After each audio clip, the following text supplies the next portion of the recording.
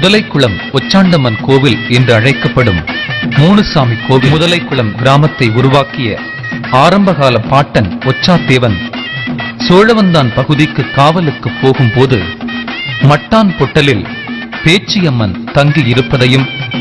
அங்கு சங்கு செயண்டி சத்தத்தையும் பார்த்து பயந்து போன ஒச்சாத்தேவனிடம் பேச்சி, மாயன், ஆங்காள ஐயன் மூவரும் தெற்கு பகுதிக்கு செல்ல வேண்டும், வழி சொல் என்கின்றனர்.